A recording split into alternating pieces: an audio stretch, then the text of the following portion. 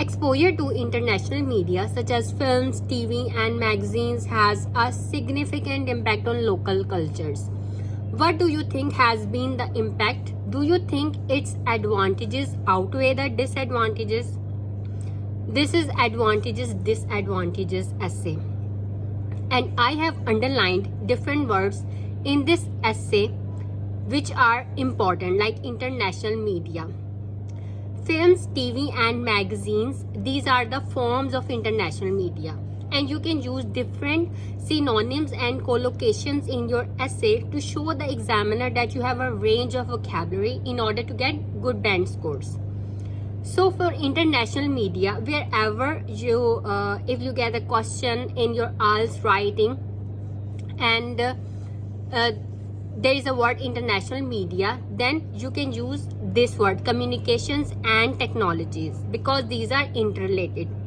You can also use internationalization of media instead of using international media again and again in your introduction and body paragraphs and conclusion. You can use internationalization of media. You can also use foreign media, global media, regional and national media. And for local cultures, this is the important word, culture. You can use different collocations in your essay.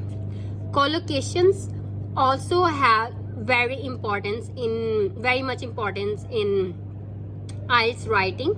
So for cultures, you can use spread of culture, global culture, mixing of culture, globalization, national culture, local cultures, cultural identity, local cultural setting. Now look at the introduction. The emergence of international media has really changed the face of the globe. Today we don't belong to a big planet called Earth. We are part of small global village. Exposure to international media has had a positive as well as negative impact on local cultures. In the following paragraphs, I shall discuss these impacts. Overall, the impact has been largely positive. So I will discuss the more positives as compared to negatives. So this is our first body paragraph in which we are discussing the positive side of international media. So on the positive side, today's communications and technologies allow a more open spread of culture around the world.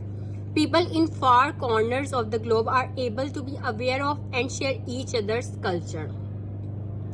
It is a view that sees global culture as generally positive, something that encourages diversity and a mixing of culture and has enabled people around the world to overcome national boundaries, to embrace common causes.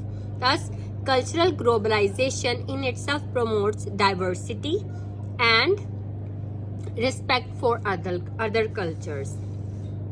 Now our second body paragraph, some people hold the view that internationalization of media can overpower national culture. However, this depends on how strong a particular national culture is. In some circumstances, of course, national culture is damaged by aggressively marketed foreign media imports. However, the theory that local cultures will be drowned out and completely disappear under a tide of global media does not appear to hold true, at least in the case of India. This is partly because of the strong cultural identity of India. The cultural preferences of Indian viewers are so strong that foreign imports are put at clear competitive disadvantage relative to the regional and national media produced. In fact, the international media companies have to tailor their output so as to fit into the local cultural setting. So, this is the opposite view, and in our third body paragraph, we are again discussing the positive effects. Another positive effect that international media has had on India is that our media companies have improved dramatically under the stiff competition of global media, and as a result, they have found a place in the international market. This has put our culture on a higher pedestal than any other culture of the world. Summing up, the internationalization of media needs not necessarily undermine national culture. If the local culture is strong enough, it can withstand any foreign influence.